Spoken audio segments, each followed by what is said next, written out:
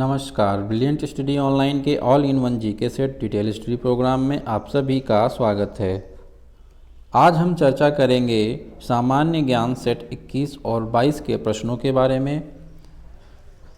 शुरू करने से पहले आपको बता दें, यदि आप हमारे सामान्य ज्ञान के सेट प्राप्त करना चाहते हैं तो फेसबुक के पेज ब्रिलियंट स्टडी ऑनलाइन पर जाकर प्राप्त कर सकते हैं। तो आज का प्रोग्राम शुरू करते हैं। पहला जो क्वेश्चन दिख रहा है, दिया गया है हड़प्पा काल का तांबे का रथ किस स्थान से प्राप्त हुआ है। आंसर है दैमाबाद।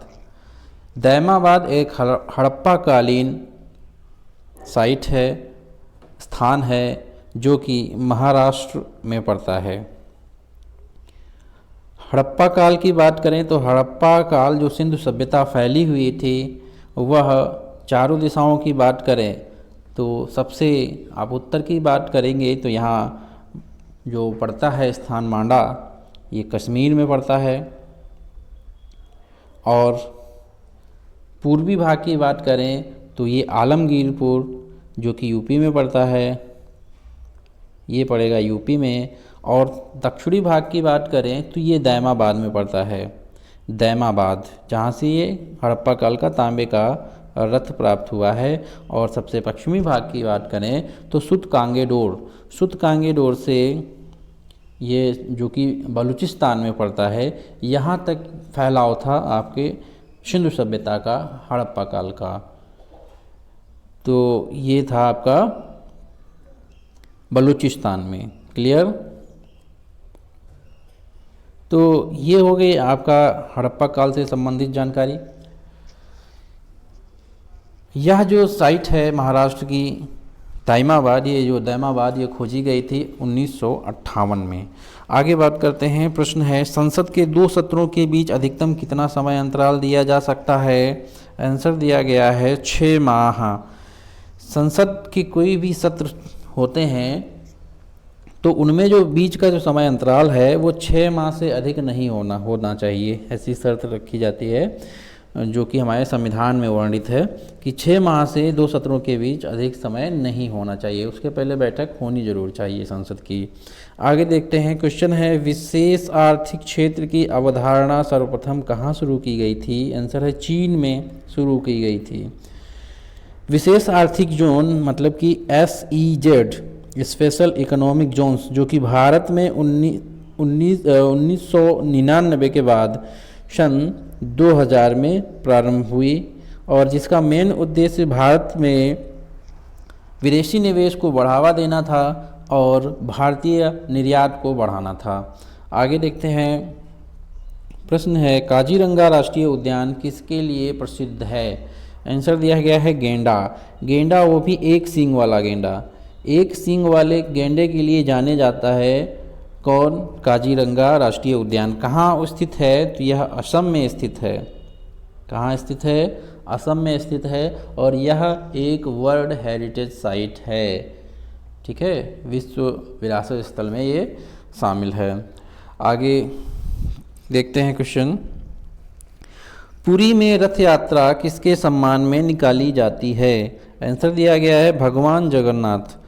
भगवान जगन्नाथ जो कि विष्णु भगवान का एक रूप माने जाते हैं।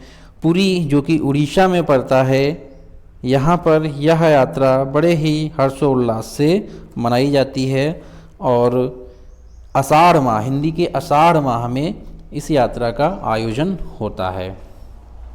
भगवान जगन्नाथ के साथ इस यात्रा में इनके साथ 3 जो अन्य मूर्तियां होती हैं, जगन्नाथ भगवान जो बीच में स्थापित होते हैं। इसके अलावा बलभद्र और सुभद्रा के साथ सुदर्शन की भी यात्रा निकाली जाती है।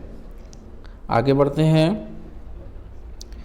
यातायात सिग्नलों में लाल प्रकाश प्रयुक्त किया जाता है क्योंकि लाल रंग कम प्रक्षेपित होता है। आंसर दिया गया लाल रंग कम प्रक्षेपित होता है।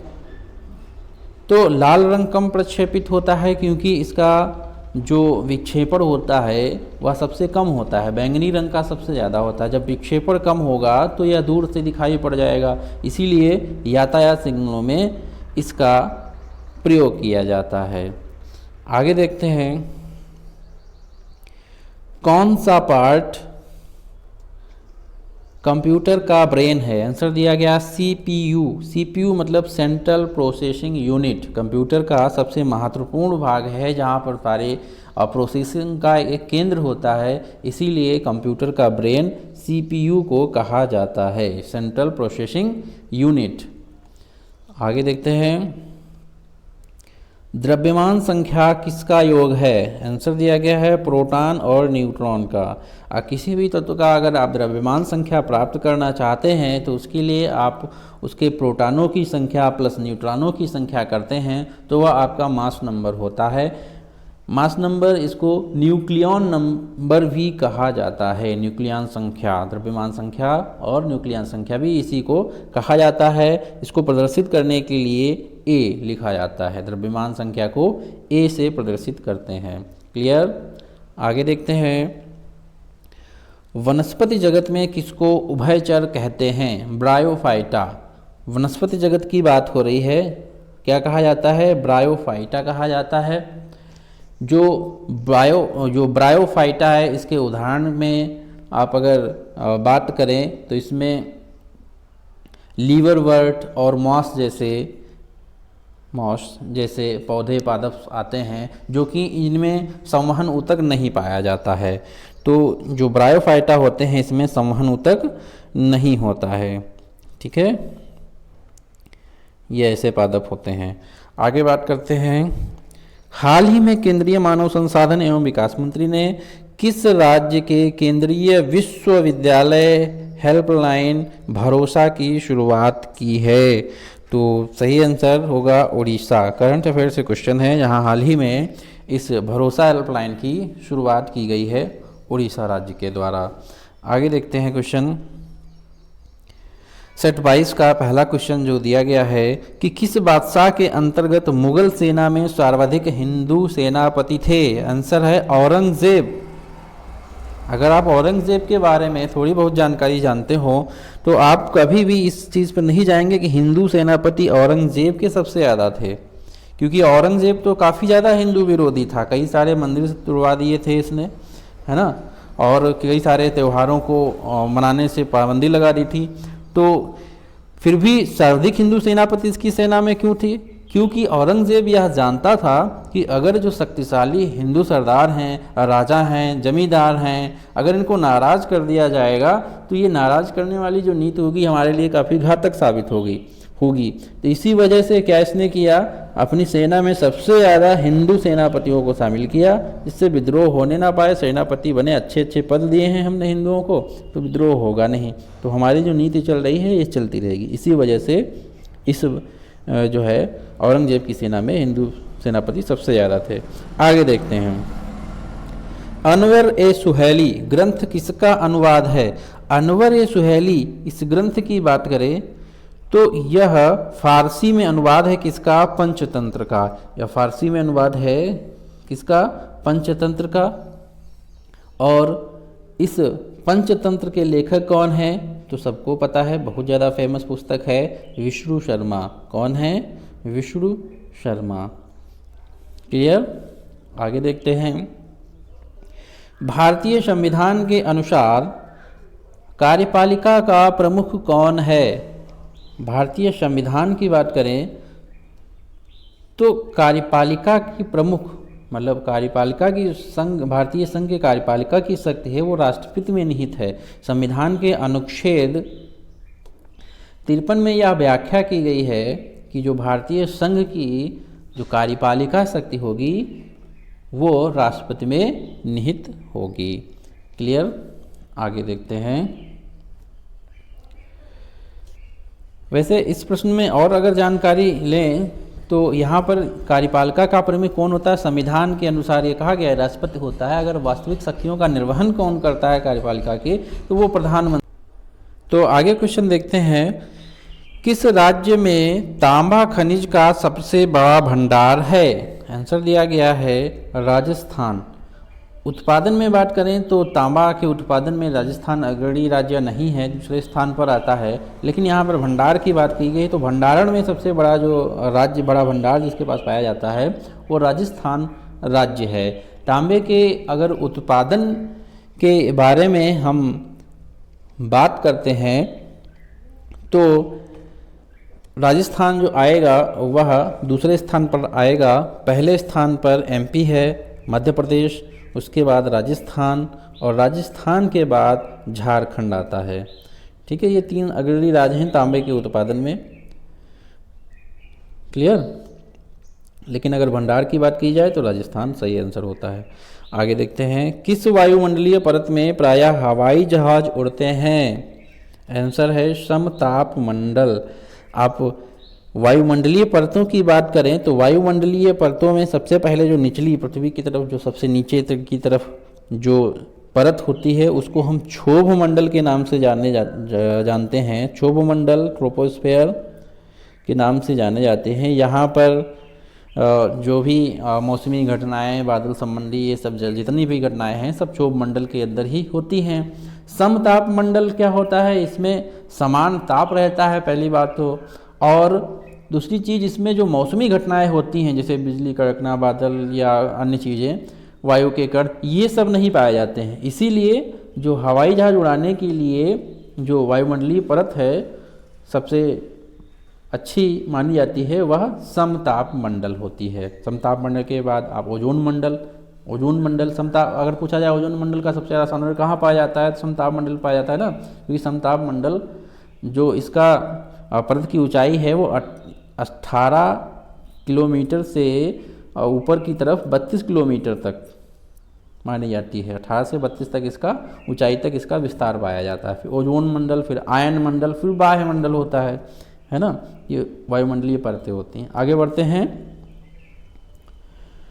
क्वेश्चन है, मंदिरों की उत्तरी शैली किस नाम से जानी जाती है? आंसर है नागर शैली से। काफ़ी ज़्यादा पूछा गया प्रश्न है। अगर उत्तरी शैली की बात कही जाए तो वहाँ पर हम तुरंत आंसर लगाएंगे कि कौन सी शैली होगी? नागर शैली होगी। ठीक है, इसका आंसर हो गया। आगे देखते हैं, लोहे की सुई पानी की सतह पर किस कारण तैरती रहती है? तो आंसर होगा पृष्ठ तनाव के कारण। पानी के पृष्ठ तनाव के कारण जो सुई होती है वह तैरती रहती है। आगे देखते हैं, सबसे अधिक तन्य धातु है। आंसर होगा कौन सा? गोल्ड। गोल्ड एक धातु ऐसी है जो कि सबसे अधिक तन्य है, मतलब इसका सबसे पतला, अगर पूछा जाए कि सबसे पतला तार किस धातु से खींचा जा सकता है तो आपका आंसर होगा गोल्ड, सोना। सोना सबसे अधिक तन्य है ना। सबसे लंबा तार इसी से बनाया जा सकता है। एक कम धातु से सबसे पतला अगर वायर बनाना है तो सोने से ही बन सकता है, क्योंकि सर्वाधिक तन्य धातु है यह। आगे देखते हैं, माइटोकॉन्ड्रिया की खोज किसने की? तो आंसर है ऑल्टमैन ने की। माइटोकॉन्ड्रिया की खोज इन्होंने की थी। अगर इसके माइटोकॉन्ड्रिया नाम की बात करें तो बेंडा ने इसका नामकरण किया था। बेंडा वैज्ञानिक हुए हैं, उन्होंने इसका नामकरण माइटोकॉन्ड्रिया नाम रखा था। लेकिन खोज की बात करते हैं तो ऑल्टमैन ने इसकी खोज की थी। माइटोकॉन्ड्रिया हमारी कोशिका का एक भाग होता है जो कि श्वसन का केंद्र होता है। कोशिका का श्वसन केंद्र जो होता है वो माइटोकॉन्ड्रिया होता है। मतलब कि ऊर्जा युक्त जितने भी कार्बनिक पदार्थ होगा उसके जो ऑक्सीकरण होगा वो माइटोकॉन्ड्रिया में होता है। ऑक्सीकरण जब होगा तो उससे ऊर्जा मुक्त होगी, और ऊर्जा मुक्त होगी तो इसका मतलब ऊर्जा हमको मिलेगी वहीं से। इसका मतलब इसीलिए इसको क्या कहा जाता है? Power house of cell. क्या कहा जाता है?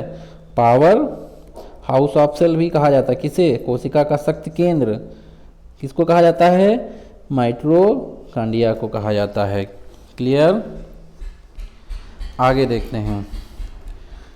क्वेश्चन है, हाल ही में भारत सरकार ने जीडीपी के कितने प्रतिशत धनराशि को आर्थिक सहायता हेतु घोषणा की है? आंसर है 10%। अभी हाल ही में यह घोषणा की गई है, आर्थिक घोषणा 20 लाख करोड़ रुपए की। भारत के अंदर 20 लाख करोड़ के आर्थिक पैकेज की घोषणा की गई है जो कि हमारी जीडीपी का 10% का हिस्सा है। यह ऐसी धनराशि, ऐसा राहत पैकेज देने वाला भारत विश्व का पांचवा देश है। जीडीपी का इतना ज़्यादा हिस्सा देने वाला। इसके पहले जो सबसे नंबर 1 पे बात करें तो सबसे प्रथम स्थान पर है जापान। जापान ने अपनी जीडीपी का 21.1% राहत पैकेज दिया है अपने देश के लिए, जापान ने। और दूसरा देश है आपका यूएसए, अमेरिका। अमेरिका ने अपने यहाँ का अपनी जीडीपी का 13% आर्थिक पैकेज घोषित किया है ना। और इसके बाद स्वीडन आता है, स्वीडन के बाद आपका जर्मनी आता है, जर्मनी के बाद 5वां नंबर किसका है? अभी भारत का है घोषित करने वाला। अभी तक भारत है जिसने अपनी जीडीपी का 10% राहत कोष में दिया है, आर्थिक पैकेज अपना जारी किया है कोविड-19 के लड़ाई के लिए। इससे जो भी नुकसान या क्षतियाँ हुई इनकी पूर्ति के लिए इस राहत पैकेज को जारी किया है। क्लियर है? तो ये आपके क्वेश्चंस हो गए सेट 21 और 22 से संबंधित। इसके पहले आपको वीडियो प्राप्त हो चुका है 19 और 20 का। तो ये महत्वपूर्ण क्वेश्चन बहुत ही हैं जीके से संबंधित। आप इनको लगातार पढ़ते रहिए, हम रोज़ का रोज़ आपको प्रोवाइड करवा रहे हैं, आपके पास प्रश्न पहुंच रहे हैं। और ये सभी जीके के सभी पोर्शन से उठाए जाते हैं, history, geography, economics, polity, current affairs, है ना। तो आर्ट एंड कल्चर, हर क्षेत्र से हम कोशिश करते हैं कि क्वेश्चंस लिए जाएं और आप तक पहुँचें। पढ़ाई अपनी आप जारी रखें, भले ही आप कोविड-19 के चलते घर पर रुक रहे हैं, एक समस्या उत्पन्न हुई है देश के अंदर, तो आप घर पर रहिए, अपनी पढ़ाई करते रहिए, स्वस्थ रहिए, यही कामना करते हैं। मिलते हैं अगले वीडियो में। धन्यवाद।